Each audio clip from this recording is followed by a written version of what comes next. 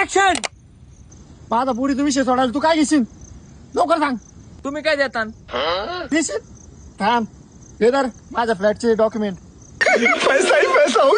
काय माझं बरं काय एवढं स्वस्त आहे का? हे धरतोय कागदपत्र नको मला. और अभी तो रुको, क्लाइमैक्स अभी बाकी है. 5 करोड कमी आहे का तुला? धर हे 2 मिनिटं धर.